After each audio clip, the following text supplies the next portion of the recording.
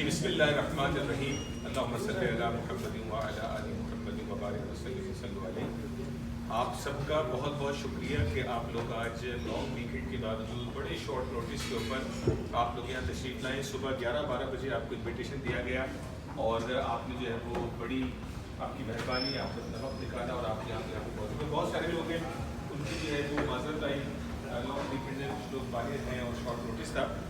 लेकिन ये जो आज का इवेंट है जिसका आपको इन्विटेशन में बताया गया, meet and greet with Wasim Badami and जो पाकिस्तान में जो फ्लड्स की जो पोजीशन है रिलीफ एफर्ट के हवाले से, हम चाहते थे कि मुलाकात भी करवाएं लेकिन इवेंट को किसी पर्पस के तहत जो है वो किया जाए ताकि मैं और आप जब यहाँ से जाएँ तो सेटिस्फाइड भी हों और अपने मुल्क के लोगों के लिए कुछ कर पाएँ।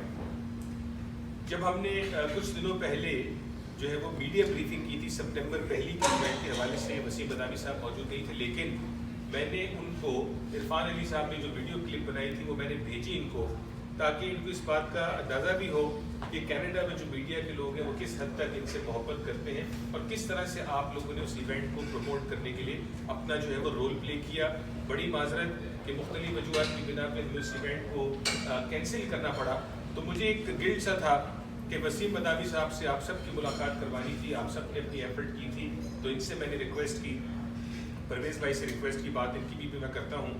तो इन्होंने माशाल्लाह वसीम भाई ने कहा क्यों नहीं, I would love to come and meet with the media और उनसे इंटरेक्ट करना चाहता हूँ और यही एक रीज़न था कि जिसके तहत मैंने चाहा कि हम एक इवेंट ऐसा मुख्तसर सा रखें ताकि आप लोगों की वसीम बदामी साहब से मुलाकात कराई जाए।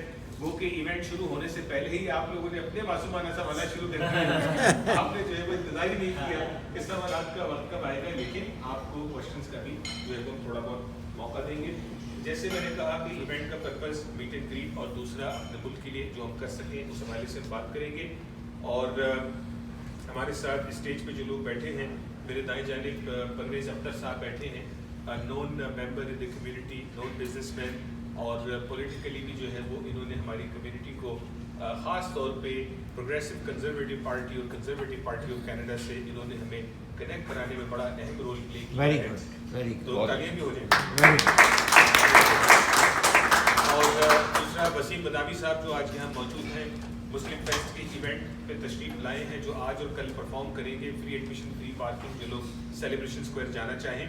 तो परवेज़ अख्तर साहब ने ये जो सेगमेंट है मुस्लिम फेस्ट का वसीम बदामी साहब वाला, ये इनकी बरूनी मिन्नत, इनकी स्पॉन्सरशिप से इस सेगमेंट को जो है वो कामयाब बनाया जा रहा है। तो परवेज़ भाई बहुत बहुत शुक्रिया, आपने ये मौका फराहम किया कि आज हम वसीम बदामी साहब के साथ अपने दोस्तों के साथ यहाँ मौजूद हैं।